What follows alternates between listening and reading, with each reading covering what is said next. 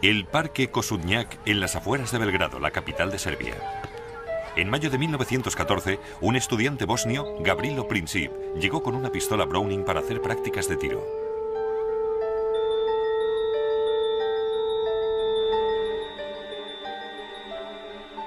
Princip tenía 19 años de edad. Según su instructor, no era muy buen tirador. Otros alumnos tenían más confianza en sí mismos. Siempre que Princip fallaba, la gente que miraba se reía de él. Eso le hacía llorar. En un lugar más discreto del bosque tenía la oportunidad de afinar la puntería disparándoles a los árboles. Su objetivo era mucho más ambicioso. Soy un seguidor de las ideas anarquistas radicales, que tienen como objetivo destruir el sistema actual mediante el terrorismo. En 1914, el deseo de Princip se vio cumplido. Primera Guerra Mundial.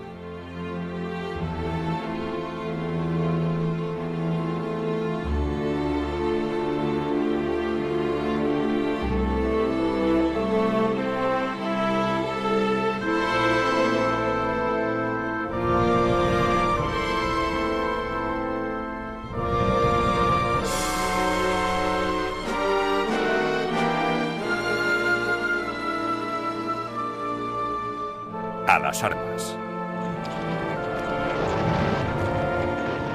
La Primera Guerra Mundial empezó casi por accidente y terminó de forma igualmente extraña. Mientras duró, fue más destructiva que cualquier otra guerra anterior. En la Primera Guerra Mundial murieron más soldados británicos, franceses e italianos que en la Segunda.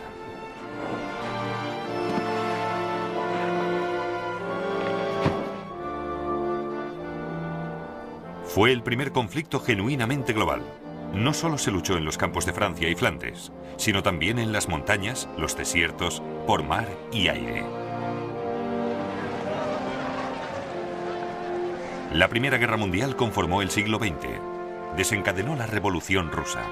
Situó a Estados Unidos como potencia mundial.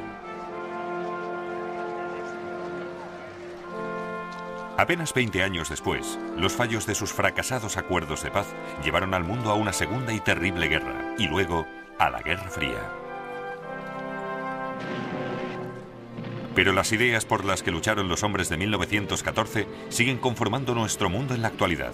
Nacionalismo y democracia, el imperio de la ley internacional y los derechos de las naciones. Ahora, después del colapso del comunismo, el mapa de Europa se parece mucho al que fue dibujado tras la Primera Guerra Mundial. Vivimos con sus amargas y no resueltas consecuencias, en Oriente Medio y en los Balcanes. Y fue en los Balcanes donde todo empezó, hace casi 100 años.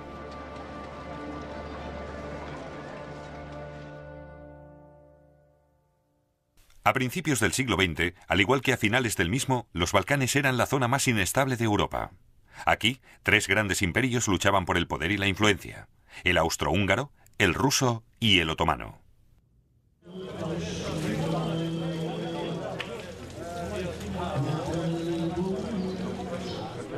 Durante cientos de años, los turcos otomanos gozaban de mejor posición. Serbia, Bosnia y Albania estaban bajo su control.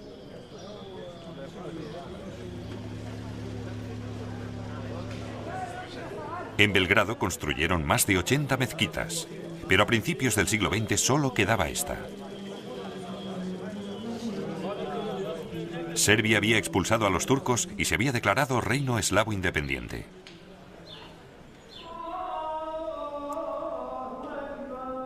Pero en las fronteras de Serbia había un desafío aún mayor al nacionalismo eslavo: el imperio austrohúngaro. Los viejos turcos del sur se han marchado, pero llegan nuevos enemigos procedentes del norte, más temibles y peligrosos que los anteriores. Quieren arrebatarnos nuestra libertad y nuestra lengua y aplastarnos.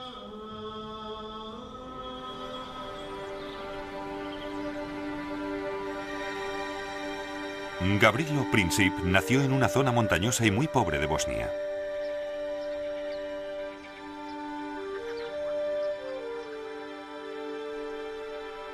Su casa fue destruida en las guerras de los Balcanes de la década de los 90.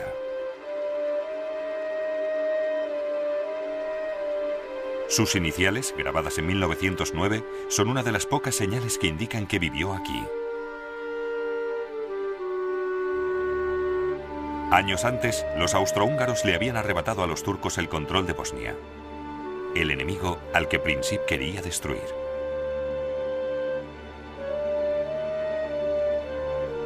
Su objetivo particular era el heredero al trono austrohúngaro, Francisco Fernando, miembro de la familia reinante, los Habsburgo.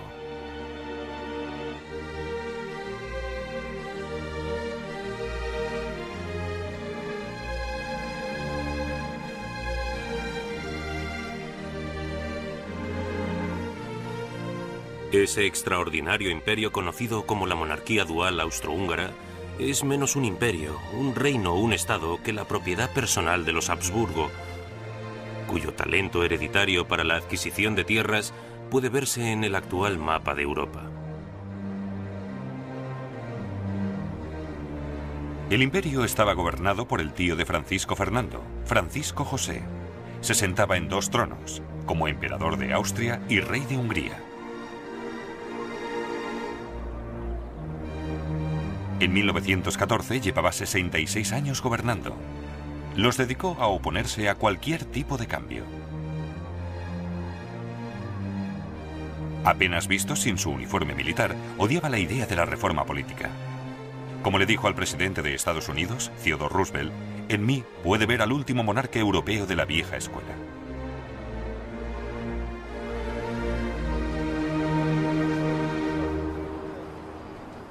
El imperio austrohúngaro era parte clave de la seguridad europea, un imperio multinacional que mantenía la paz en las fronteras occidentales. Viena, la capital, era uno de los grandes centros cosmopolitas de Europa. Este fue el imperio que produjo a Freud y a Mahler, a Schiele, Kafka y Strauss.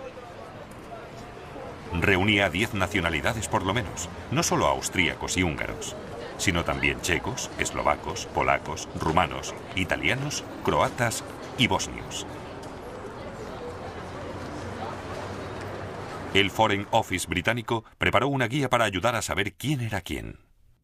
Teutones, antieslavos, fuertes y desagradables. Inexpresivos, prácticos, tímidos y suspicaces, tacaños. Muy altos, de nariz grande. Eslovacos, ignorantes pero artísticos. Rutenios, salvajes e ignorantes pero... Checos, musicales. vigorosos, fuertes, intensamente nacionalistas. Pero también era un imperio que vivía en un estado de crisis permanente.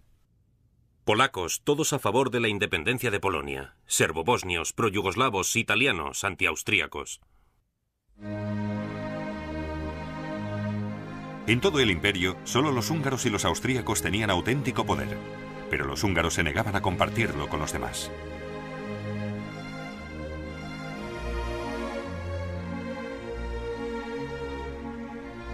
Para países como Serbia, Austria-Hungría era la prisión de las naciones, un estado represivo y no democrático que trituraba a los pueblos pequeños bajo su tacón.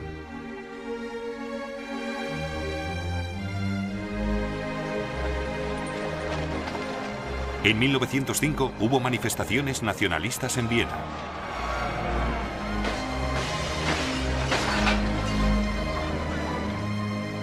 En 1912 hubo disturbios en Budapest.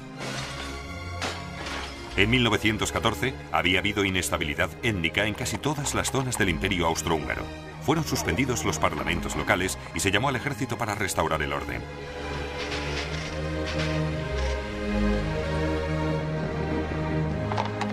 Los problemas domésticos del Imperio Austrohúngaro ofrecieron oportunidades a sus enemigos. Serbia quería el desmembramiento del imperio. Por ello, apoyaba la inestabilidad nacionalista, especialmente en Croacia y Bosnia. Apoyados por la Rusia eslava, Serbia se consideraba la única esperanza independiente para los eslavos que vivían bajo gobiernos extranjeros en los Balcanes. Quería unirlos en un solo estado de eslavos del sur, Yugoslavia.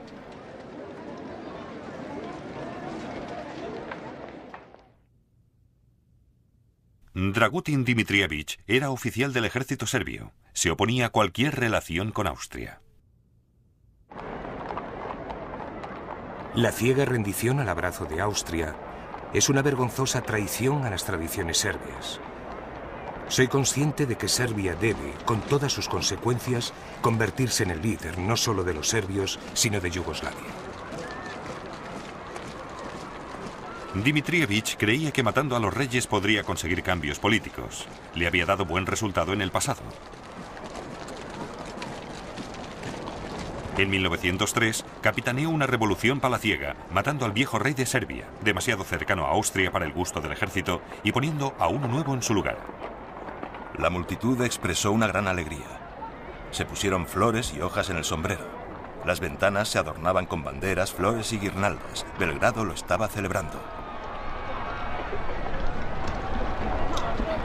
El resto del mundo estaba horrorizado por el sangriento golpe de Estado de Serbia. Serbia era tratado como un Estado rebelde. Un nido de revolucionarios, se quejó un ministro de Exteriores. Solo 2 países enviaron embajadores a la coronación del rey Pedro: Rusia, el gran aliado de Serbia, y Austria, su mayor enemigo.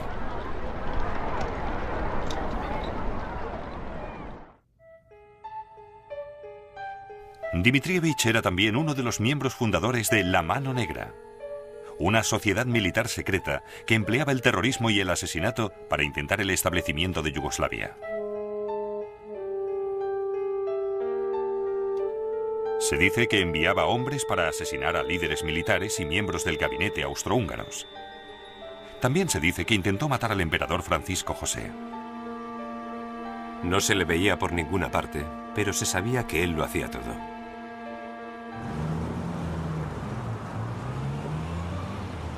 En la primavera de 1914, Gavrilo Princip también se encontraba en Belgrado hablando de la revolución con sus amigos.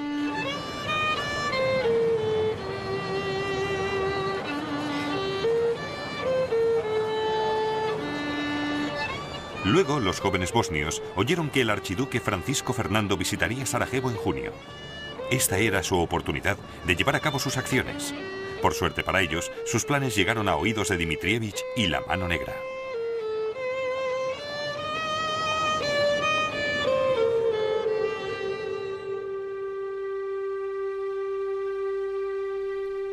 Dmitrievich trabajaba en la fortaleza Kalemegdan, en Belgrado, como jefe de la inteligencia militar serbia.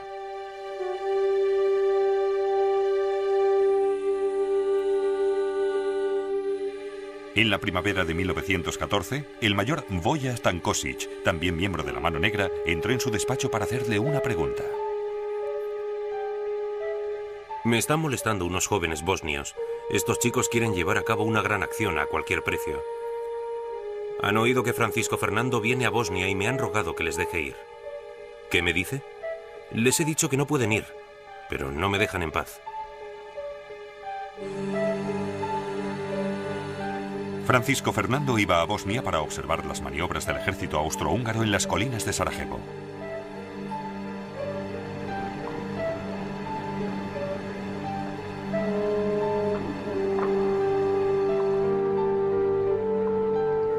Como jefe de inteligencia, Dmitrievich temía que estas maniobras fueran una cortina de humo y que los planes de Francisco Fernando fueran la invasión de Serbia.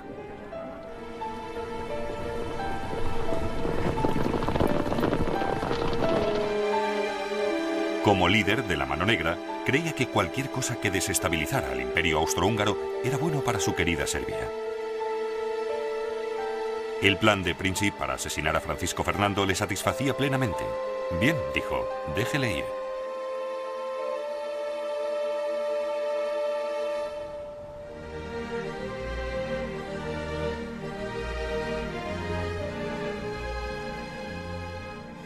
A diferencia de Gavrilo Princip, el archiduque Francisco Fernando era un excelente tirador. Uno de sus castillos, Konopíš, en la actual República Checa, está lleno de pruebas que lo demuestran. A los 50 años de edad, cazó 5.000 ciervos, así como otros 200.000 animales, todos cuidadosamente numerados. Cualquiera que alterara la paz del archiduque en Konopíš, entrando en sus tierras, como a veces ocurría con inocentes excursionistas en domingo, tenía que soportar los gritos de un propietario irascible y enfurecido que amenazaba con disparar a cualquiera que se atreviera a entrar en sus tierras una segunda vez. En 1914, Francisco Fernando esperaba ser emperador. Todo el mundo sabía que no pasaría mucho tiempo antes de que falleciera su tío. Incluso estaba listo el retrato oficial, Francisco Fernando con las grandes cruces y la banda que solo el emperador podía llevar. No tenía paciencia para las convenciones y etiquetas de la corte vienesa. Desafió a su tío casándose con Sofía Chotek, que no era de sangre real.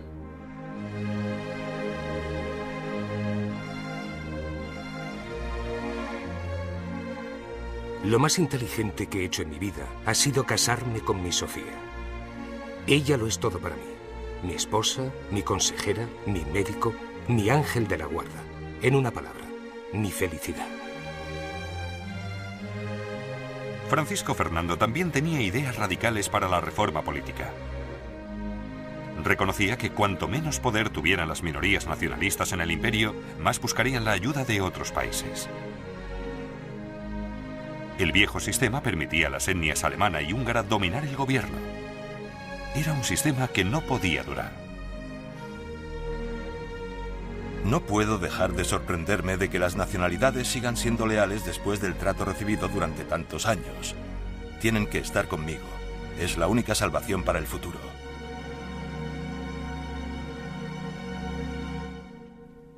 En 1914, el emperador alemán se reunió con Francisco Fernando en Konopisz. El Kaiser tenía una solución muy sencilla para enfrentarse a las problemáticas minorías nacionalistas. Los eslavos no nacen para gobernar, sino para obedecer. Y debemos hacérselo entender. Y si imaginan que pueden buscar la salvación en Belgrado, debemos disuadirles de tal idea. Pero Francisco Fernando tenía una idea mejor. Él creía que una reforma política era la mejor forma de mantener en pie al imperio multinacional austríaco y proteger su propio futuro como emperador. Ordenó que trazaran este mapa para mostrar cómo el imperio de los Habsburgo podía convertirse en los Estados Unidos de la Gran Austria.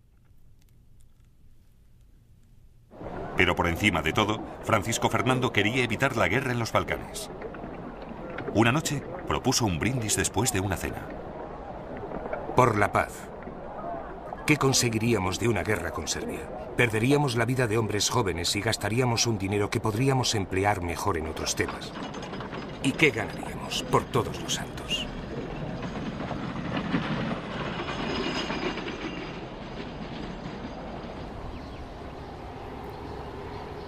Gavrilo Princip cruzó la frontera de Serbia con el imperio austrohúngaro por aquí, por el río Drina. Llegó en barca a la isla Isakovic, donde había un puesto militar serbio. Los soldados le ayudaron a llegar a Bosnia.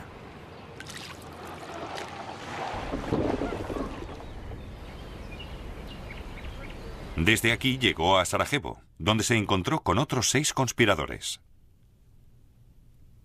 El mayor serbio Tankosic les había proporcionado 4 pistolas, 6 bombas y píldoras para suicidarse en caso de que les capturaran. Ya se encontraban en Sarajevo cuando el 25 de junio Francisco Fernando llegó a las afueras de la capital. Tenían planeado atacarle 3 días más tarde, mientras iba en coche desde la estación del ferrocarril al ayuntamiento. Uno se situaría en el primer puente de esta carretera. Princip y los demás cubrirían el resto del camino.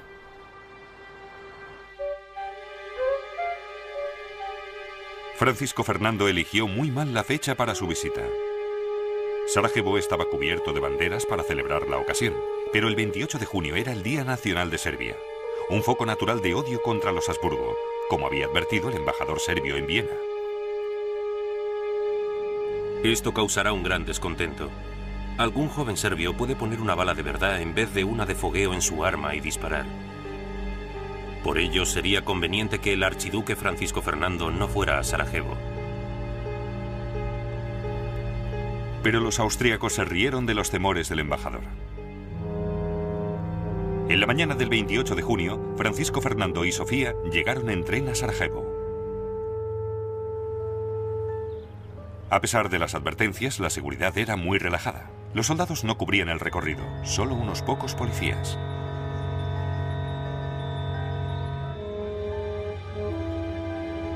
El coche real era un Graf und Stief, A petición de Francisco Fernando se bajó la capota del mismo y fue avanzando a muy poca velocidad para que la gente pudiera verle y él pudiera disfrutar del paisaje.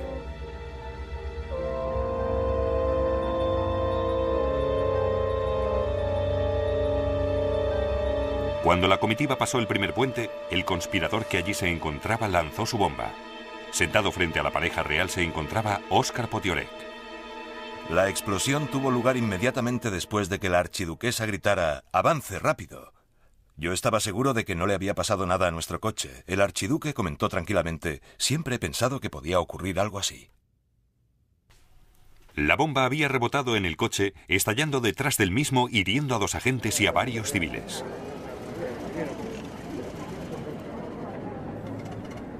Francisco Fernando paró para interesarse por los heridos antes de salir a gran velocidad hacia el ayuntamiento. Allí, el alcalde de Sarajevo empezó con su discurso oficial de bienvenida. El archiduque le interrumpió. Señor alcalde, ¿de qué sirve su discurso? He venido como amigo a visitar Sarajevo y alguien me ha lanzado una bomba. Esto es un ultraje. Hasta ahora el plan de los jóvenes bosnios había fracasado. Francisco Fernando seguía con vida. La seguridad oficial estaba en estado de alerta. Gavrilo Princip ya se marchaba, pero se detuvo en la esquina de la calle Francisco José para comprar un bocadillo.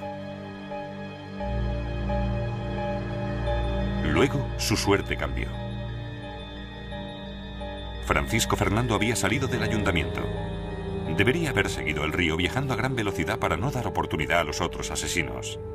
Pero su chofer se equivocó al girar en la calle Francisco José.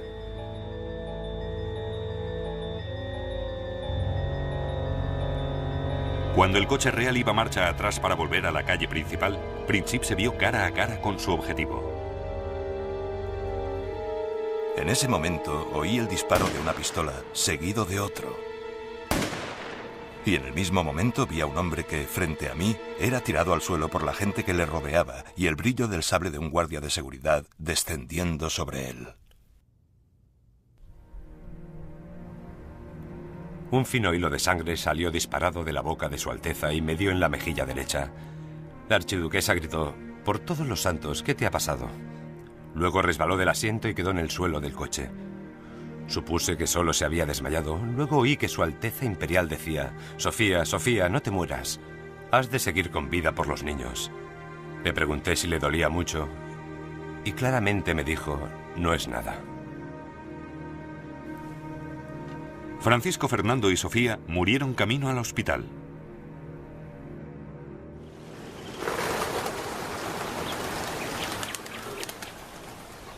Los habitantes de Sarajevo no sabían que un grupo de oficiales del ejército serbio había patrocinado en secreto el asesinato. Pero llegaron a la misma conclusión que el resto del mundo, que Serbia había apretado el gatillo. Los elementos proaustríacos que allí había se volvieron locos. La excitación del momento se transformó en furia contra todos y todo lo serbio. Tiendas, escuelas e iglesias serbias fueron arrasadas y saqueadas. Las calles se llenaron de muebles, ropas, bicicletas, libros, incluso iconos y cruces, retorcidas y ennegrecidas amontonadas en el arroyo.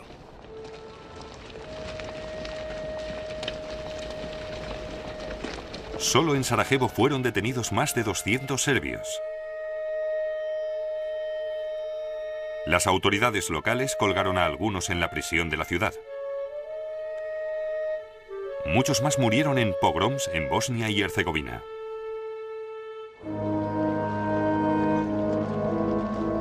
El 4 de julio tuvo lugar en Viena el funeral por Francisco Fernando y Sofía. Óscar Potiorek ya había escrito al Ministerio de Asuntos Exteriores pidiendo que el Imperio Austrohúngaro se vengara de Serbia.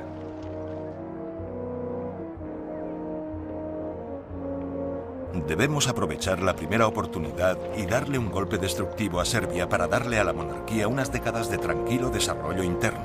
Serbia debe aprender de nuevo a temernos.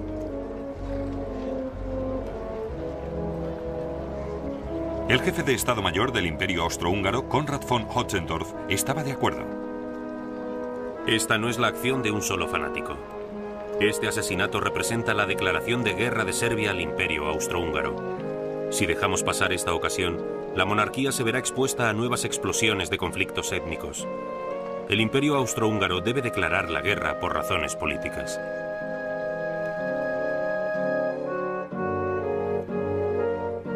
Durante su vida, el príncipe heredero había defendido ardientemente la coexistencia pacífica con Serbia. Una vez muerto, se había convertido en una causa de guerra.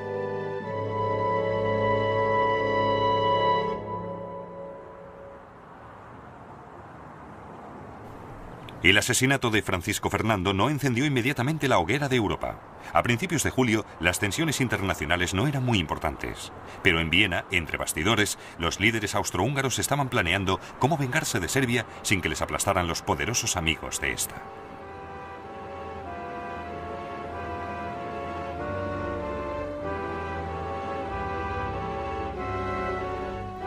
Incluso antes del asesinato, Konrad Hotzendorf, jefe del Estado Mayor, había propuesto no menos de 20 veces declararle la guerra a Serbia. Ahora volvió a insistir en sus demandas. Le expresé a Su Majestad mi opinión de que la guerra con Serbia era inevitable. Eso es cierto, me dijo Su Majestad. Pero ¿cómo va a librar la guerra si todos, particularmente Rusia, van a atacarnos? Contamos con el apoyo de Alemania, le repliqué. Su Majestad me miró inquisitivamente y dijo, ¿está seguro de eso? Este fue el momento en el que lo que podía haber sido otra guerra en los Balcanes acabó convirtiéndose en la Primera Guerra Mundial. El emperador austrohúngaro, Francisco José, le pidió ayuda al Kaiser alemán. El 6 de julio recibió la respuesta que esperaba. El gobierno alemán mantiene la opinión de que nosotros debemos decidir lo que debe hacerse. Respecto a lo que nosotros decidamos, podemos estar seguros de que Alemania estará de nuestro lado, ya que es un fiel aliado y un amigo de nuestra monarquía.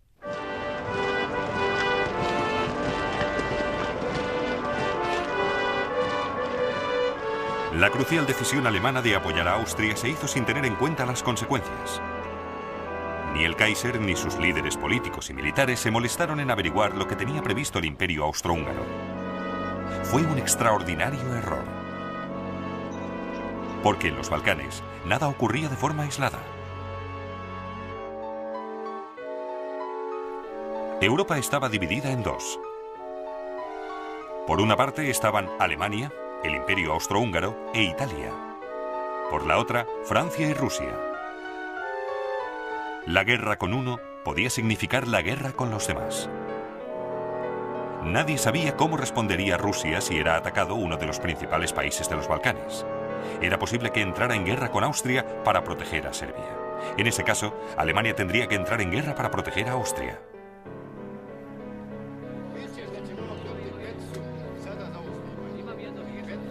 Los alemanes pensaron que tal vez los rusos no participarían. El embajador alemán en San Petersburgo sostenía que Rusia no podía arriesgarse a entrar en guerra por miedo a una revolución interna. El ministro de Exteriores alemán decidió que Austria llegaría a un acuerdo con Serbia. El canciller alemán, Bethmann Hollweg, creía lo mismo. El crimen de Sarajevo es censurable, pero políticamente podría tener el resultado positivo de que Rusia sienta cierta repulsa por los serbios.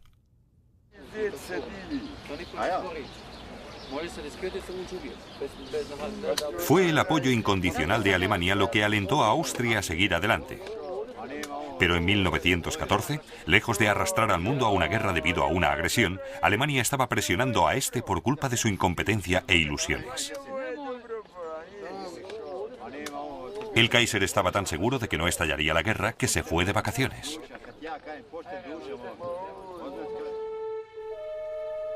En Sarajevo ya había empezado el juicio contra Gavrilo Princip. El tribunal contaba con testimonios suficientes que demostraban que unos oficiales del ejército serbio le habían ayudado. Y con la ayuda incondicional de Alemania, esto bastaba para Austria. Le condenaron a 20 años de prisión donde murió en 1918. Austria le envió un ultimátum a Serbia.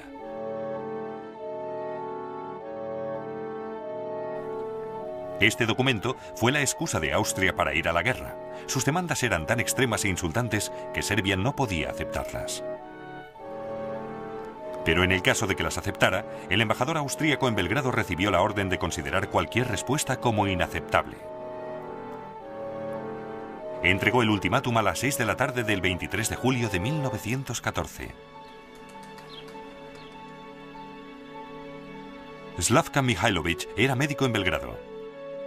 La noticia del ultimátum se propagó rápidamente y muy pronto cundió la alarma.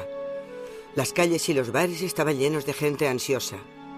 Todo el mundo se preguntaba qué respuesta daría nuestro gobierno, si podría evitarse una nueva guerra.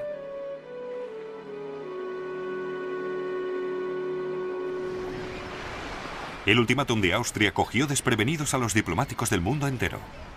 El gobierno, la prensa y la opinión pública francesa se han visto inconcebiblemente sorprendidos. París está casi muerto. Todos los embajadores menos uno están fuera de la ciudad. El embajador italiano está en Irlanda. Cuando llegó el texto del ultimátum de Austria, el Kaiser se encontraba en su yate, en Noruega. El Kaiser salió a cubierta después de desayunar como de costumbre. Yo aún sostenía el radiograma en la mano y me dijo, por una vez es una nota muy fuerte. Desde luego que sí, le dije yo. Y significa la guerra. A lo que el Kaiser comentó que Serbia jamás se arriesgaría a una guerra. Es posible que de haberse hallado sola no se hubiera arriesgado. Pero el 24 de julio el príncipe Alejandro, regente de Serbia, telegrafió a Rusia pidiendo ayuda. En San Petersburgo, el ministro de Exteriores ruso le habló claramente al embajador británico. Austria no habría actuado de forma tan agresiva sin el consentimiento de Alemania. Espero que sin pérdida de tiempo el gobierno británico se declare a favor de Francia y Rusia. Rusia estaba convencida de que Alemania era más belicista. El 26 de julio llamó a sus reservistas. Este fue el segundo paso más importante de la crisis, como advirtió el 28 de julio Edward Grey, secretario de Exteriores británico. Desde el momento en que la disputa deje de ser un asunto entre el Imperio Austrohúngaro y Serbia y se convierta en uno en el que esté implicada otra gran potencia, solo puede terminar en la mayor catástrofe que haya sufrido el continente europeo. Ese mismo día el Imperio Austrohúngaro le declaró la guerra a Serbia. Los primeros disparos de la guerra se oyeron aquí, en la fortaleza austríaca de Zemun, separada solo por el río de Belgrado. En plena noche, el mayor Vojatan Kosic ordenó a la Mano Negra que volara el único puente del ferrocarril. Las ventanas se rompieron en 1000 pedazos y los cristales rotos cubrían el suelo. Los pacientes empezaron a gritar. Luego se oyó otra explosión y otra más. Era cierto, la guerra había empezado.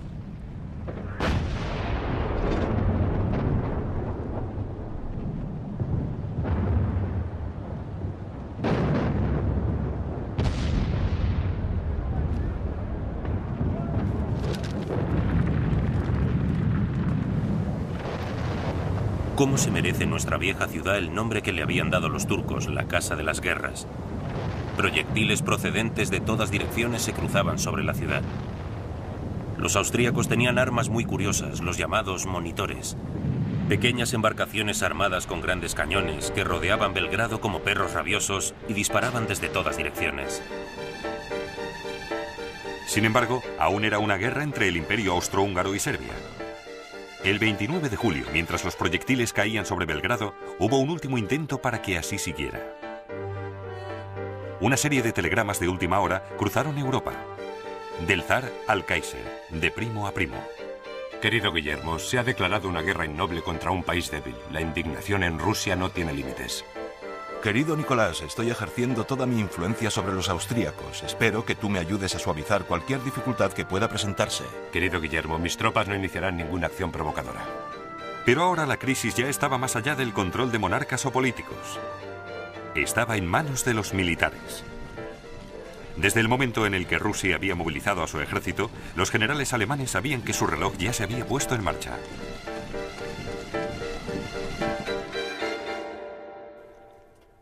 La alianza entre Francia y Rusia significaba que Alemania tenía dos frentes que defender. Su única esperanza era enfrentarse a Francia en el oeste antes de que el grueso del ejército ruso la invadiera por el este. Esto no dejaba tiempo a esperar. Para Alemania, la movilización rusa significaba la guerra.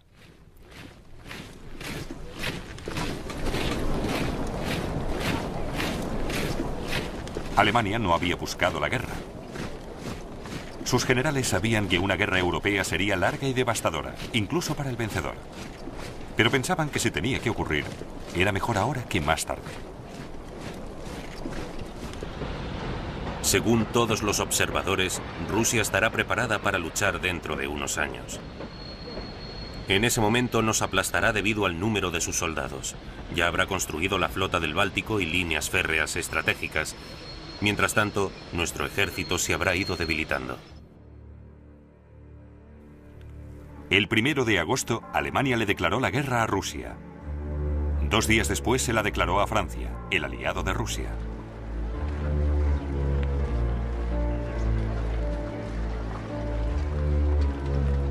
Por toda Europa, 10 millones de hombres marchaban a la guerra. A pesar de la música y las banderas, muchos de ellos fueron a la guerra de mala gana. ¿A dónde nos dirigimos? ¿A Francia? ¿A Bélgica? ¿O al este? En la estación la gente agitaba la mano en señal de despedida, algunos con un pañuelo. Yo pensé en mi esposa e hijos solos en casa. De hecho, no era solo un pensamiento, sino una terrible sombra que revoloteaba sobre mi alma.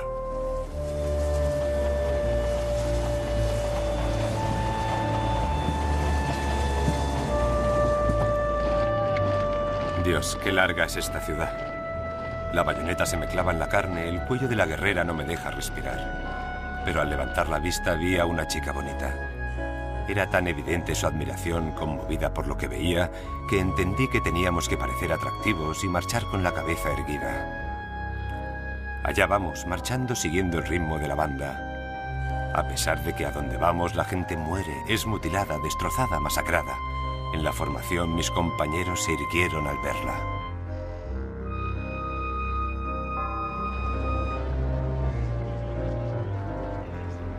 Reina la excitación entre mis compañeros. Los solteros están tranquilos, incluso bromean sobre ello. Los padres de familia están deprimidos. Algunos dicen que no conseguiremos nada de esta guerra. Los alemanes nos vencerán. ¿Qué ganamos nosotros, los campesinos? ¿Por qué tenemos que luchar por unos serbios ofendidos? Los líderes aún sabían menos que sus hombres por qué estaban luchando. No sabían cuáles eran los objetivos de guerra. Alemania y Austria, Serbia, Rusia y Francia estaban convencidos de que la suya era una guerra defensiva a la que otros les habían obligado a ir.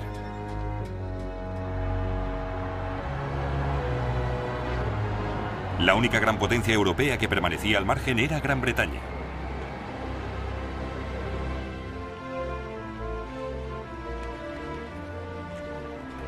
El 2 de agosto de 1914, Gran Bretaña seguía en paz, pero solo temporalmente.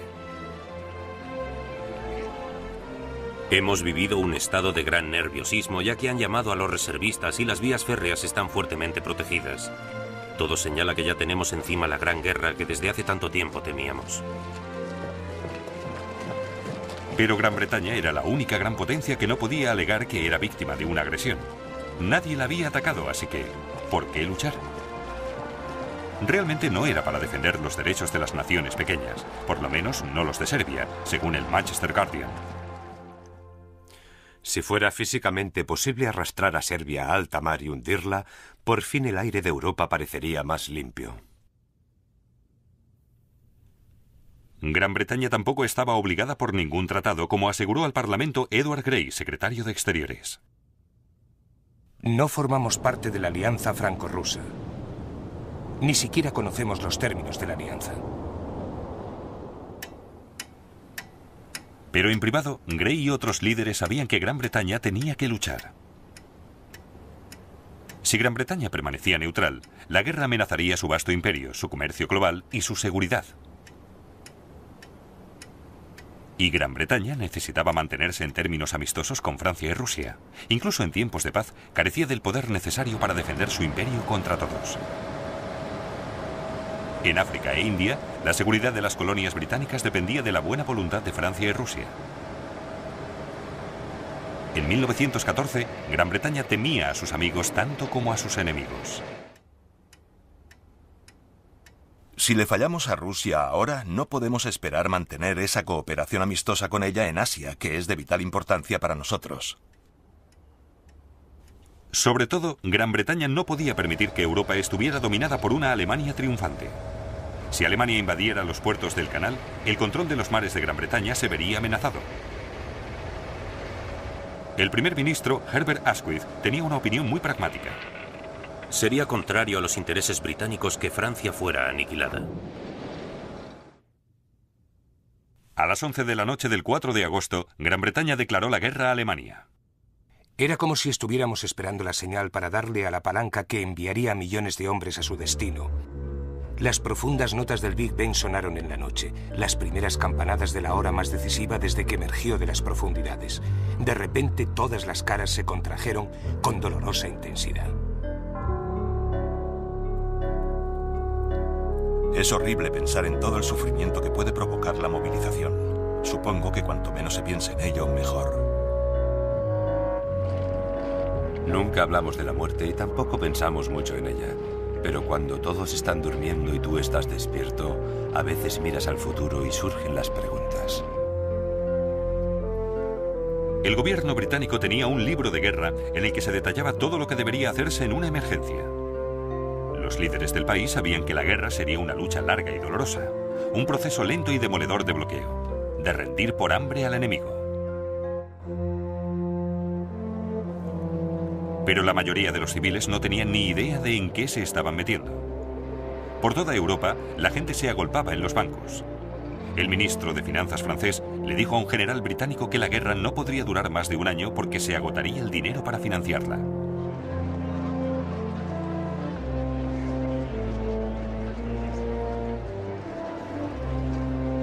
La mayoría de la gente esperaba que Gran Bretaña, con la armada más importante del mundo, libraría la guerra en el mar. El secretario de Exteriores tranquilizó a la nación. Para nosotros, con una flota poderosa, capaz de proteger nuestro comercio, nuestras costas y nuestros intereses, si nos vemos implicados en la guerra, sufriremos poco más que si nos mantuviéramos neutrales.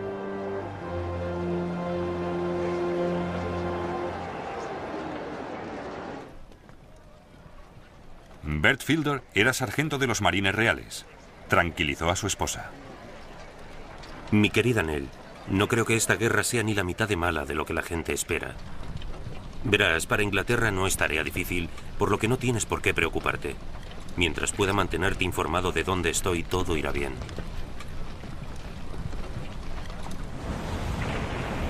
Pero las armas con las que el mundo empezó la guerra eran tan nuevas que muy pocas habían sido utilizadas en un campo de batalla. Hacía menos de 10 años que los países se habían dotado de acorazados y submarinos. Nadie sabía cómo utilizarlos. Todas las potencias europeas habían estado acumulando nuevas piezas de artillería, ametralladoras y proyectiles explosivos. Pero ninguna de ellas había participado en una guerra importante en Europa en 40 años. La crisis había empezado en los Balcanes. Y cuando los austríacos se enfrentaron a los serbios, la Primera Guerra Mundial comenzó aquí de la misma forma que seguiría en todas partes. Una guerra en la que resurgirían las viejas rencillas y se olvidaría el libro de normas.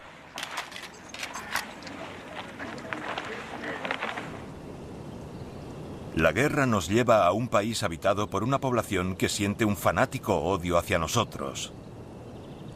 Deben observar para con toda la población una severidad, una crueldad y una desconfianza extremas. En algunos sectores, los civiles serbios combatieron en una guerra de guerrillas, no con uniforme ni en un ejército regular. A los austríacos les resultaba difícil saber quién era el enemigo y quién no. Pero las represalias contra el pueblo serbio fueron muy crueles.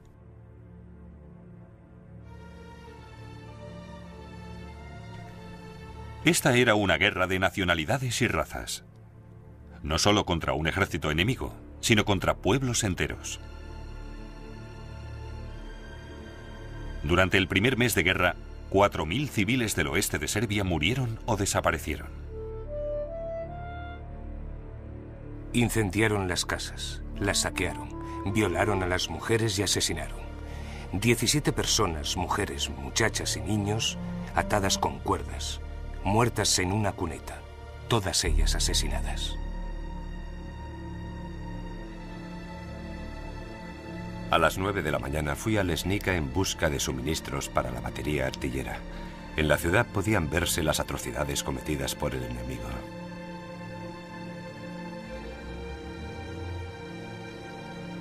Diez personas, entre ellas algunos niños, habían sido colgadas cerca de la iglesia. En la estación del tren, más de 100 personas degolladas. Una visión terrible para los ojos.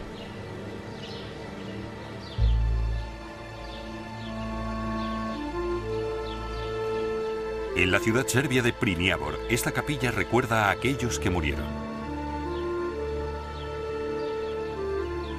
El gobierno serbio pidió un informe sobre las masacres a Rudolf Reis, un médico suizo.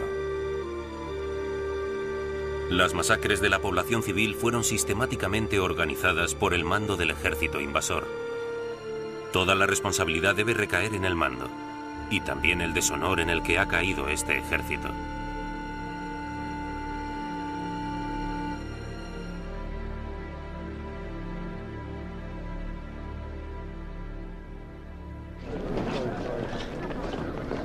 Los austrohúngaros eran menos crueles a la hora de luchar contra el ejército serbio. Esto también estableció un patrón en la guerra, un anticipo de la debilidad militar que caracterizaría la relación del Imperio austrohúngaro con Alemania. Esta era una guerra en la que los acontecimientos en un frente tenían un efecto crítico en el otro.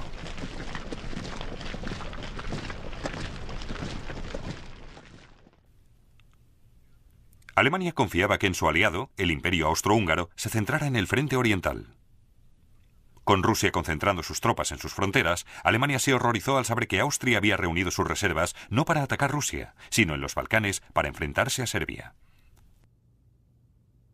Mientras tanto, el grueso del ejército serbio había marchado desde el sur del país, creciendo en número a medida que iba avanzando. El 12 de agosto, por fin se encontró con los austríacos en la montaña de Cer.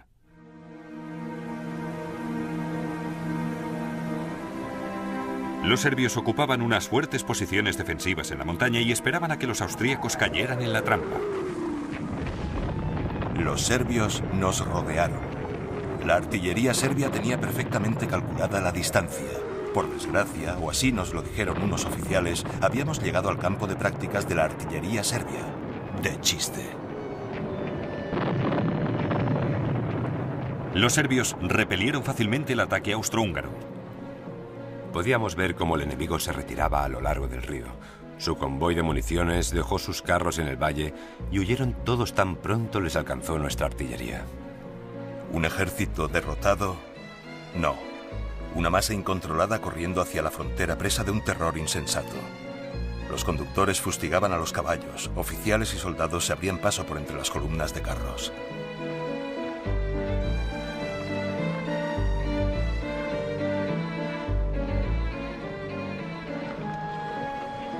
Los prisioneros austrohúngaros de la primera victoria aliada de la guerra. Austria había supuesto que Serbia sería un objetivo fácil, una venganza rápida por el asesinato de Francisco Fernando. Pero Serbia había dispersado al ejército austriaco. Las victorias de 1914 le costaron a Serbia 130.000 hombres. No murieron en vano, se lee en la inscripción en este monumento a los muertos serbios. Todas las naciones aprenderían que nada de esta guerra sería ni fácil, ni rápido, ni limpio. En el frente occidental, un francés, conductor de una ambulancia, le escribió a su hijo: ¿Alguna vez piensas en tu padre, caminando día y noche por campos arados, acostumbrándose a los proyectiles estallando a su alrededor? Me gustaría tener noticias tuyas. ¿Cómo va el colegio? No te des prisa en aprender la geografía de Europa. Creo que va a cambiar muy pronto.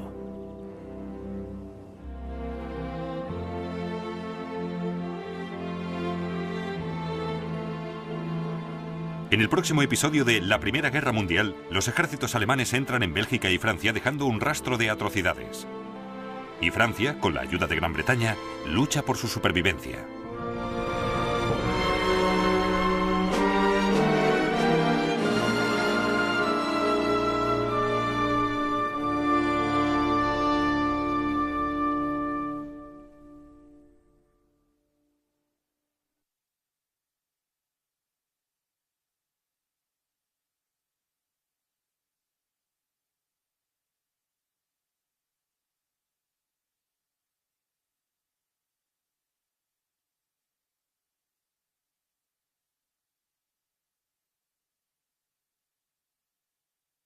El Foreign Office británico preparó una guía para ayudar a saber quién era quién. Teutones, antieslavos, fuertes y desagradables. Inexpresivos, prácticos, tímidos y suspicaces, tacaños. Muy altos, de nariz grande. Eslovacos, ignorantes pero artísticos. Rutenios, salvajes e ignorantes pero... Checos, musicales. vigorosos, fuertes, intensamente nacionalistas. Pero también era un imperio que vivía en un estado de crisis permanente. Polacos, todos a favor de la independencia de Polonia. Serbobosnios, proyugoslavos, italianos, antiaustríacos. En todo el imperio, solo los húngaros y los austríacos tenían auténtico poder, pero los húngaros se negaban a compartirlo con los demás.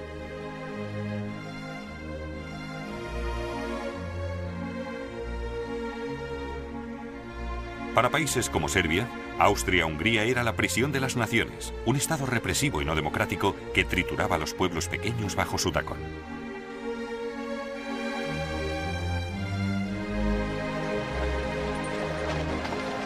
En 1905 hubo manifestaciones nacionalistas en Viena.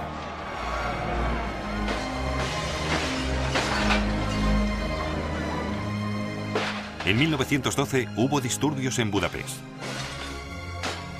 En 1914 había habido inestabilidad étnica en casi todas las zonas del Imperio Austrohúngaro. Fueron suspendidos los parlamentos locales y se llamó al ejército para restaurar el orden.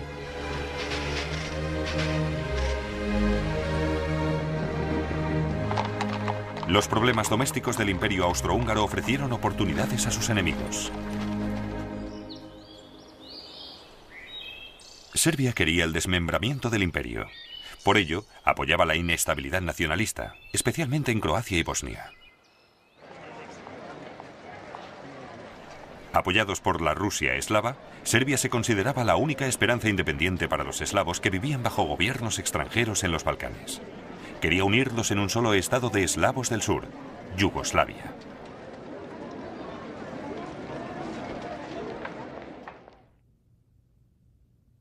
Dragutin Dimitrievich era oficial del ejército serbio. Se oponía a cualquier relación con Austria. La ciega rendición al abrazo de Austria es una vergonzosa traición a las tradiciones serbias. Soy consciente de que Serbia debe, con todas sus consecuencias, convertirse en el líder no solo de los serbios, sino de Yugoslavia. Dimitrievich creía que matando a los reyes podría conseguir cambios políticos. Le había dado buen resultado en el pasado. En 1903, capitaneó una revolución palaciega. Podemos estar seguros de que Alemania estará de nuestro lado, ya que es un fiel aliado y un amigo de nuestra monarquía.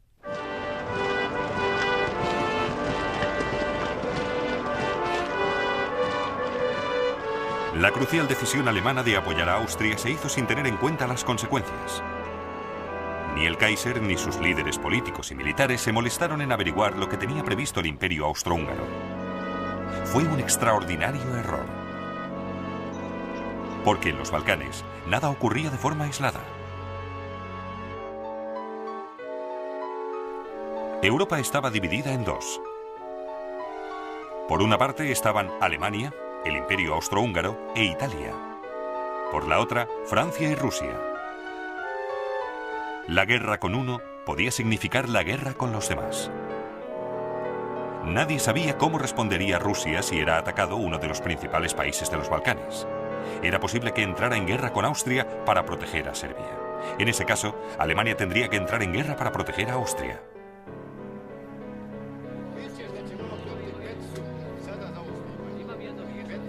Los alemanes pensaron que tal vez los rusos no participarían. El embajador alemán en San Petersburgo sostenía que Rusia no podía arriesgarse a entrar en guerra por miedo a una revolución interna. El ministro de Exteriores alemán decidió que Austria llegaría a un acuerdo con Serbia. El canciller alemán, Bethmann Hollweg, creía lo mismo. El crimen de Sarajevo es censurable. Pero políticamente podría tener el resultado positivo de que Rusia sienta cierta repulsa por los serbios.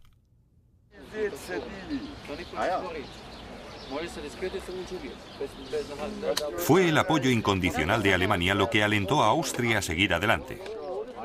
Pero en 1914, lejos de arrastrar al mundo a una guerra debido a una agresión, Alemania estaba presionando a este por culpa de su incompetencia e ilusiones. El Kaiser estaba tan seguro de que no estallaría la guerra que se fue de vacaciones.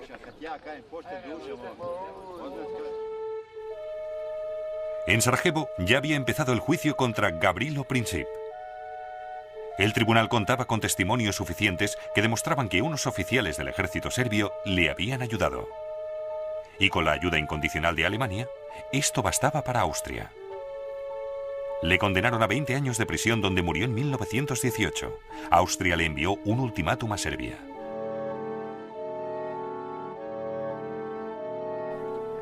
Este documento fue la excusa de Austria para ir a la guerra. Sus demandas eran tan extremas e insultantes que Serbia no podía aceptarlas. Pero en el caso de que las aceptara, el embajador austríaco en Belgrado recibió la orden de considerar cualquier respuesta como inaceptable. Rápido. Yo estaba seguro de que no le había pasado nada a nuestro coche. El archiduque comentó tranquilamente: siempre he pensado que podía ocurrir algo así.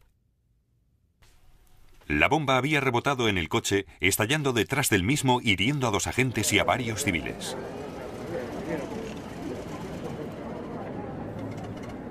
Francisco Fernando paró para interesarse por los heridos antes de salir a gran velocidad hacia el ayuntamiento. Allí, el alcalde de Sarajevo empezó con su discurso oficial de bienvenida. El archiduque le interrumpió. Señor alcalde, ¿de qué sirve su discurso? He venido como amigo a visitar Sarajevo y alguien me ha lanzado una bomba. Esto es un ultraje. Hasta ahora el plan de los jóvenes bosnios había fracasado. Francisco Fernando seguía con vida. La seguridad oficial estaba en estado de alerta. Gavrilo Princip ya se marchaba, pero se detuvo en la esquina de la calle Francisco José para comprar un bocadillo.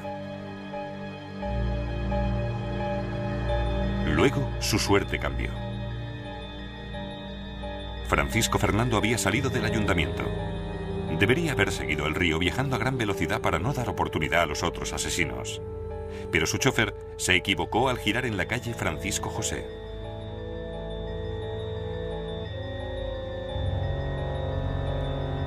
Cuando el coche real iba marcha atrás para volver a la calle principal, Princip se vio cara a cara con su objetivo. En ese momento oí el disparo de una pistola, seguido de otro. Y en el mismo momento vi a un hombre que, frente a mí, era tirado al suelo por la gente que le rodeaba y el brillo del sable de un guardia de seguridad descendiendo sobre él. Un fino hilo de sangre salió disparado de la boca de Su Alteza y me dio en la mejilla derecha. La archiduquesa gritó: «Por todos los santos, ¿qué te ha pasado?». Luego resbaló del asiento y quedó en el suelo del coche. Supuse que solo se había desmayado. Luego oí que Su Alteza Imperial decía: «Sofía, Sofía, no te mueras. Has de seguir con vida por los niños». Le pregunté si le dolía mucho y claramente me dijo: «No es nada». Francisco Fernando y Sofía murieron camino al hospital.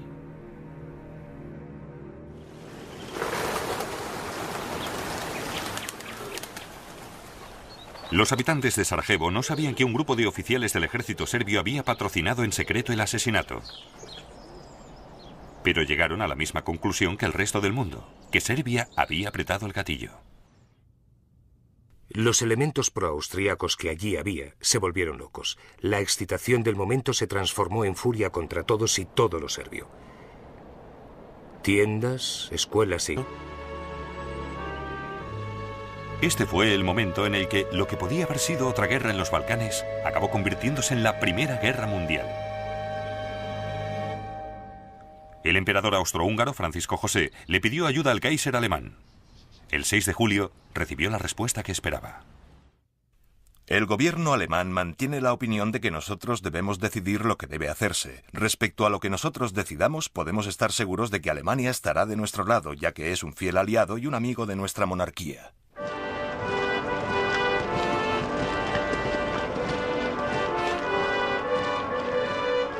La crucial decisión alemana de apoyar a Austria se hizo sin tener en cuenta las consecuencias.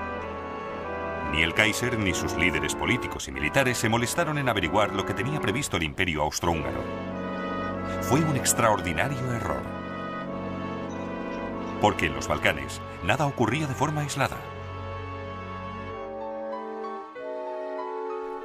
Europa estaba dividida en dos. Por una parte estaban Alemania, el Imperio Austrohúngaro e Italia. Por la otra, Francia y Rusia. La guerra con uno podía significar la guerra con los demás. Nadie sabía cómo respondería Rusia si era atacado uno de los principales países de los Balcanes. Era posible que entrara en guerra con Austria para proteger a Serbia. En ese caso, Alemania tendría que entrar en guerra para proteger a Austria.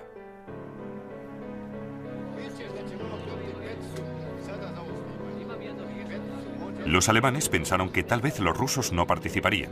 El embajador alemán en San Petersburgo sostenía que Rusia no podía arriesgarse a entrar en guerra por miedo a una revolución interna. El ministro de Exteriores alemán decidió que Austria llegaría a un acuerdo con Serbia. El canciller alemán, Bethmann Hollweg, creía lo mismo. El crimen de Sarajevo es censurable, pero políticamente podría tener el resultado positivo de que Rusia sienta cierta repulsa por los serbios.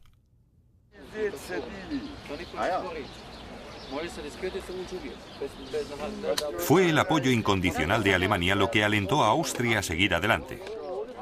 Pero en 1914, lejos de arrastrar al mundo a una guerra debido a una agresión, Alemania estaba presionando a este por culpa de su incompetencia e ilusiones. El Kaiser estaba tan seguro de que no estallaría la guerra que se fue de vacaciones.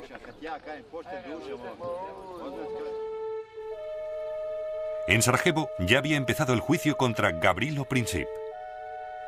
El tribunal contaba con testimonios suficientes que demostraban que unos oficiales del ejército serbio le habían ayudado. Y con la ayuda incondicional de Alemania, esto bastaba para Austria. Para intentar el establecimiento de Yugoslavia. Se dice que enviaba hombres para asesinar a líderes militares y miembros del gabinete austrohúngaros. También se dice que intentó matar al emperador Francisco José. No se le veía por ninguna parte, pero se sabía que él lo hacía todo.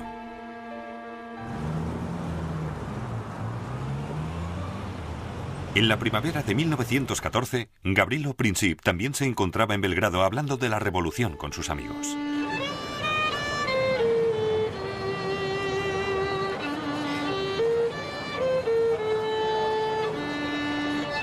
Luego, los jóvenes bosnios oyeron que el archiduque Francisco Fernando visitaría Sarajevo en junio. Esta era su oportunidad de llevar a cabo sus acciones. Por suerte para ellos, sus planes llegaron a oídos de Dmitrievich y la Mano Negra.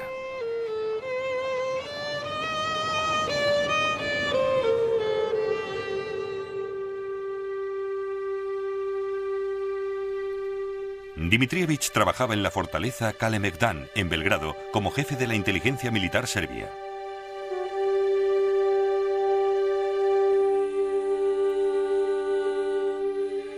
En la primavera de 1914, el mayor Voja Stankosic, también miembro de la Mano Negra, entró en su despacho para hacerle una pregunta. Me están molestando unos jóvenes bosnios. Estos chicos quieren llevar a cabo una gran acción a cualquier precio. Han oído que Francisco Fernando viene a Bosnia y me han rogado que les deje ir. ¿Qué me dice? Les he dicho que no pueden ir, pero no me dejan en paz. Francisco Fernando iba a Bosnia para observar las maniobras del ejército austrohúngaro en las colinas de Sarajevo.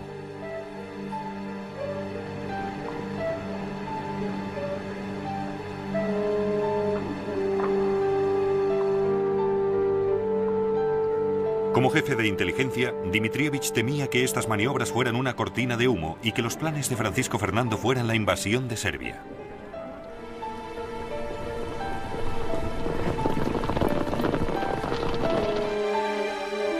Como líder de la Mano Negra, creía que cualquier cosa que desestabilizara al Imperio Austrohúngaro era bueno para su querida Serbia. El plan de Princip para asesinar a Francisco Fernando le satisfacía plenamente. Bien, dijo, déjele ir.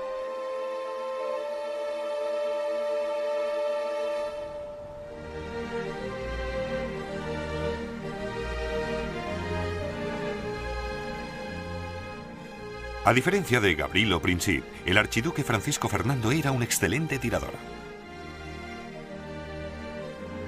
Uno de sus castillos, como permanecía neutral, la guerra amenazaría su vasto imperio, su comercio global y su seguridad.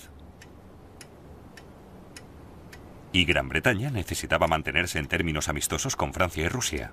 Incluso en tiempos de paz, carecía del poder necesario para defender su imperio contra todos. En África e India, la seguridad de las colonias británicas dependía de la buena voluntad de Francia y Rusia. En 1914, Gran Bretaña temía a sus amigos tanto como a sus enemigos. Si le fallamos a Rusia ahora, no podemos esperar mantener esa cooperación amistosa con ella en Asia, que es de vital importancia para nosotros. Sobre todo, Gran Bretaña no podía permitir que Europa estuviera dominada por una Alemania triunfante. Si Alemania invadiera los puertos del canal, el control de los mares de Gran Bretaña se vería amenazado. El primer ministro, Herbert Asquith, tenía una opinión muy pragmática. Sería contrario a los intereses británicos que Francia fuera aniquilada. A las 11 de la noche del 4 de agosto, Gran Bretaña declaró la guerra a Alemania. Era como si estuviéramos esperando la señal para darle a la palanca que enviaría a millones de hombres a su destino. Las profundas notas del Big Ben sonaron en la noche, las primeras campanadas de la hora más decisiva desde que emergió de las profundidades. De repente todas las caras se contrajeron con dolorosa intensidad. Es horrible pensar en todo el sufrimiento que puede provocar la movilización. Supongo que cuanto menos se piense en ello, mejor. Nunca hablamos de la muerte y tampoco pensamos mucho en ella. Pero cuando todos están durmiendo y tú estás despierto, a veces miras al futuro y surgen las preguntas. El gobierno británico tenía un libro de guerra en el que se detallaba todo lo que debería hacerse en una emergencia. Los líderes del país sabían que la guerra sería una lucha larga y dolorosa, un proceso lento y demoledor de bloqueo, de rendir por hambre al enemigo. Pero la mayoría de los civiles no tenían ni idea de en qué se estaban metiendo. Por toda Europa, la gente se agolpaba en los bancos. El ministro de Finanzas francés le dijo a un general británico que la guerra no podría durar más de un año porque se agotaría el dinero para financiarla.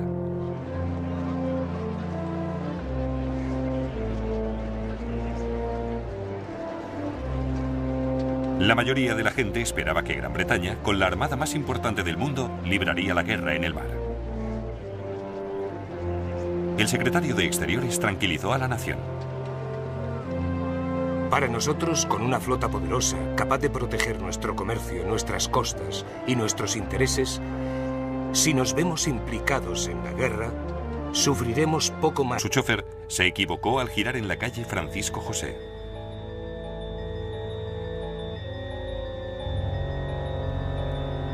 Cuando el coche real iba marcha atrás para volver a la calle principal, Princip se vio cara a cara con su objetivo. En ese momento oí el disparo de una pistola, seguido de otro. Y en el mismo momento vi a un hombre que, frente a mí, era tirado al suelo por la gente que le rodeaba y el brillo del sable de un guardia de seguridad descendiendo sobre él. Un fino hilo de sangre salió disparado de la boca de Su Alteza y me dio en la mejilla derecha. La archiduquesa gritó: «Por todos los santos, ¿qué te ha pasado?». Luego resbaló del asiento y quedó en el suelo del coche. Supuse que solo se había desmayado. Luego oí que Su Alteza Imperial decía: «Sofía, Sofía, no te mueras. Has de seguir con vida por los niños». Le pregunté si le dolía mucho y claramente me dijo: «No es nada». Francisco Fernando y Sofía murieron camino al hospital.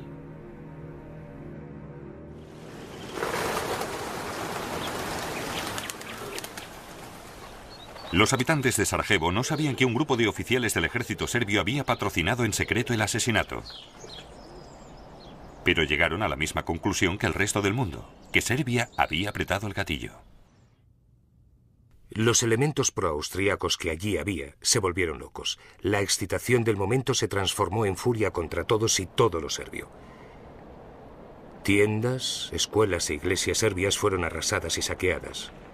Las calles se llenaron de muebles, ropas, bicicletas, libros, incluso iconos y cruces, retorcidas y ennegrecidas amontonadas en el arroyo.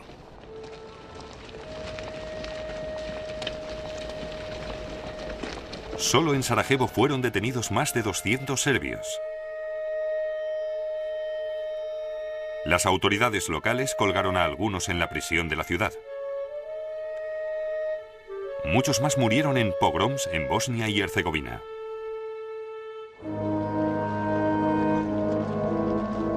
El 4 de julio tuvo lugar en Viena el funeral por Francisco Fernando y Sofía.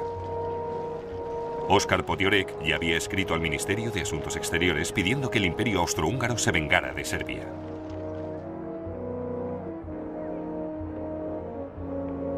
Debemos aprovechar la primera oportunidad y darle un golpe destructivo a Serbia para darle a la monarquía unas décadas de tranquilo desarrollo interno. Serbia debe aprender de nuevo a temernos.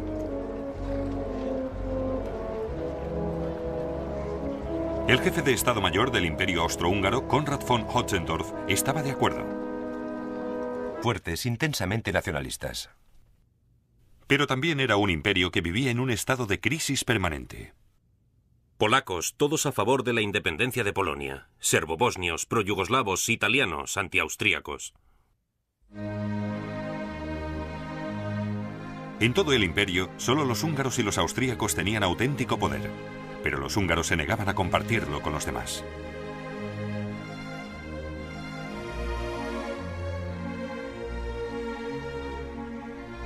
Para países como Serbia, Austria-Hungría era la prisión de las naciones, un estado represivo y no democrático que trituraba a los pueblos pequeños bajo su tacón.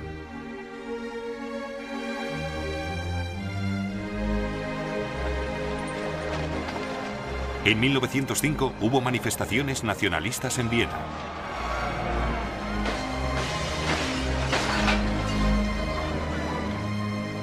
En 1912 hubo disturbios en Budapest. En 1914 había habido inestabilidad étnica en casi todas las zonas del Imperio Austrohúngaro. Fueron suspendidos los parlamentos locales y se llamó al ejército para restaurar el orden.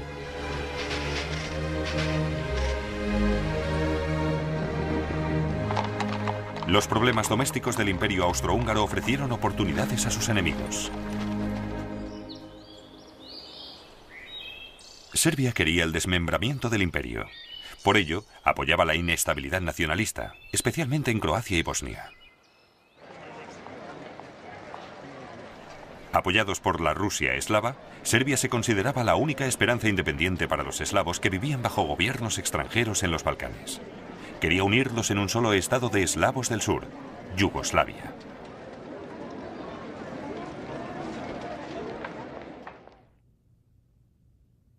Dragutin Dmitrievich era oficial del ejército serbio. Se oponía a cualquier relación con Austria. La ciega rendición al abrazo de Austria es una vergonzosa traición a las tradiciones serbias. Soy consciente de que Serbia debe, con todas sus consecuencias, convertirse en el líder no solo de los serbios, sino de Yugoslavia. Dmitrievich creía que matando a los reyes podría conseguir cambios políticos. Le había dado buen resultado en el pasado. En 1903, capitaneó una revolución palaciega, matando al viejo rey de Serbia, demasiado cercano a Austria para el gusto del ejército, y poniendo a uno nuevo en su lugar. La multitud expresó una gran alegría. Se pusieron flores y hojas en el sombrero. Las ventanas se adornaban con banderas, flores y guirnaldas. Belgrado lo estaba celebrando. El resto del mundo negra.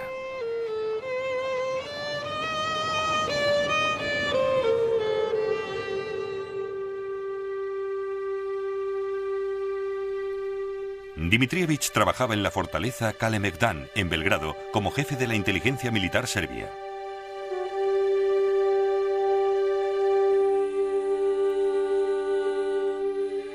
En la primavera de 1914, el mayor Voja Stankosic, también miembro de la Mano Negra, entró en su despacho para hacerle una pregunta. Me están molestando unos jóvenes bosnios. Estos chicos quieren llevar a cabo una gran acción a cualquier precio. Han oído que Francisco Fernando viene a Bosnia y me han rogado que les deje ir. ¿Qué me dice? Les he dicho que no pueden ir, pero no me dejan en paz. Francisco Fernando iba a Bosnia para observar las maniobras del ejército austrohúngaro en las colinas de Sarajevo.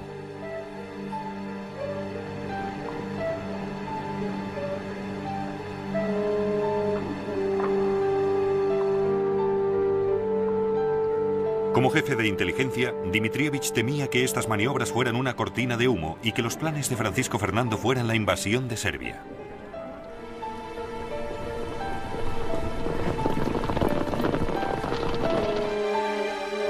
Como líder de la Mano Negra, creía que cualquier cosa que desestabilizara al Imperio Austrohúngaro era bueno para su querida Serbia. El plan de Princip para asesinar a Francisco Fernando le satisfacía plenamente. Bien, dijo, déjele ir.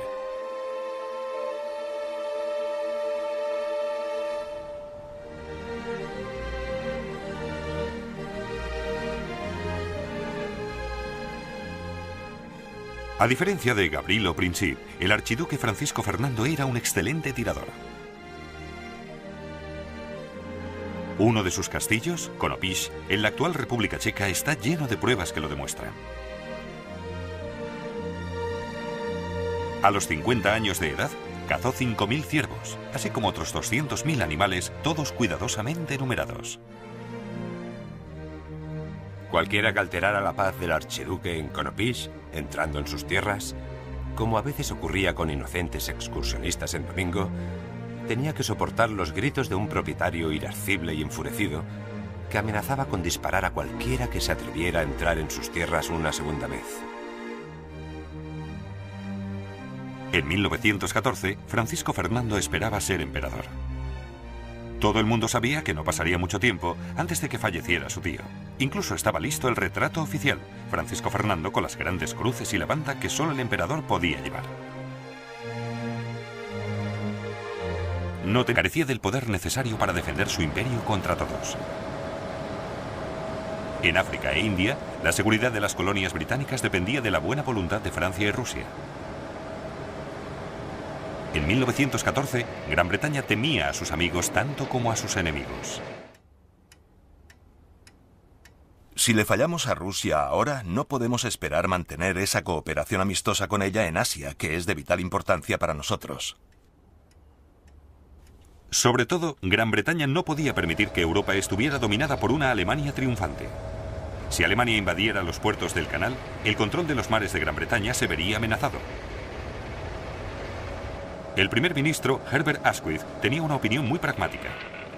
Sería contrario a los intereses británicos que Francia fuera aniquilada. A las 11 de la noche del 4 de agosto, Gran Bretaña declaró la guerra a Alemania. Era como si estuviéramos esperando la señal para darle a la palanca que enviaría a millones de hombres a su destino.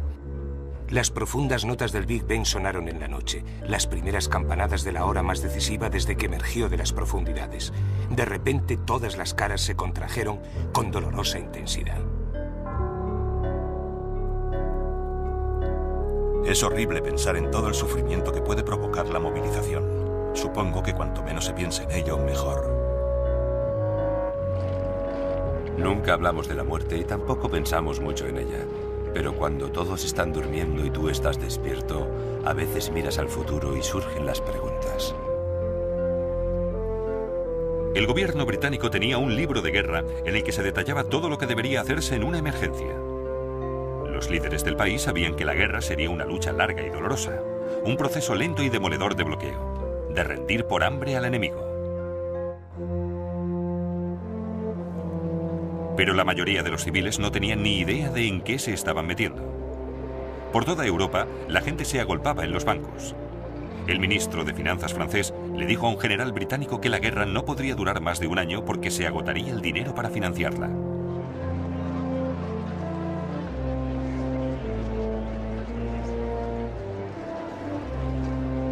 La mayoría de la gente esperaba que Gran Bretaña, con la armada más importante del mundo, libraría la guerra en el mar.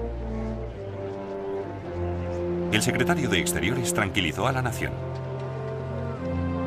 Para nosotros, con una flota poderosa, capaz de proteger nuestro comercio, nuestras costas y nuestros intereses, si nos vemos implicados en la guerra, sufriremos poco más que si nos mantuviéramos neutrales.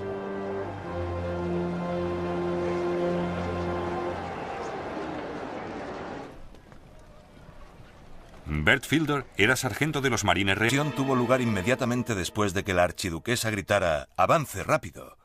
Yo estaba seguro de que no le había pasado nada a nuestro coche. El archiduque comentó tranquilamente: siempre he pensado que podía ocurrir algo así. La bomba había rebotado en el coche, estallando detrás del mismo, hiriendo a 2 agentes y a varios civiles.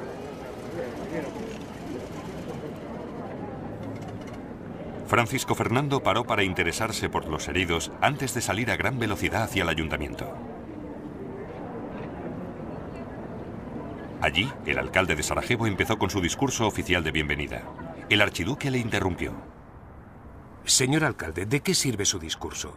He venido como amigo a visitar Sarajevo y alguien me ha lanzado una bomba. Esto es un ultraje. Hasta ahora el plan de los jóvenes bosnios había fracasado. Francisco Fernando seguía con vida. La seguridad oficial estaba en estado de alerta. Gavrilo Princip ya se marchaba, pero se detuvo en la esquina de la calle Francisco José para comprar un bocadillo. Luego, su suerte cambió. Francisco Fernando había salido del ayuntamiento.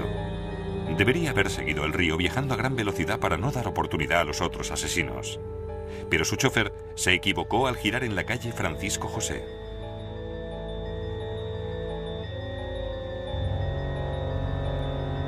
Cuando el coche real iba marcha atrás para volver a la calle principal, Princip se vio cara a cara con su objetivo.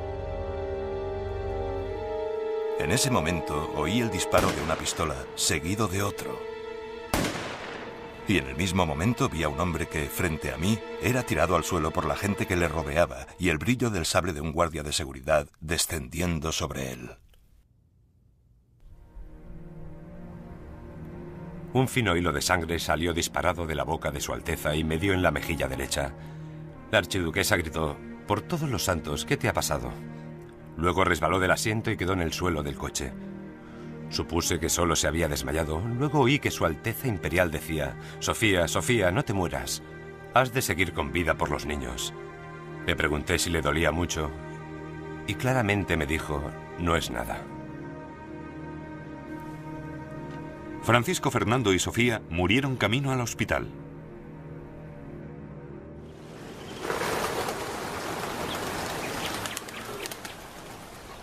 Los habitantes de Sarajevo no sabían que un grupo de oficiales del ejército serbio había patrocinado en secreto el asesinato. Pero llegaron a la misma conclusión que el resto del mundo, que Serbia había apretado el gatillo. Los elementos proaustríacos que allí había se volvieron locos. La excitación del momento se transformó en furia contra todos y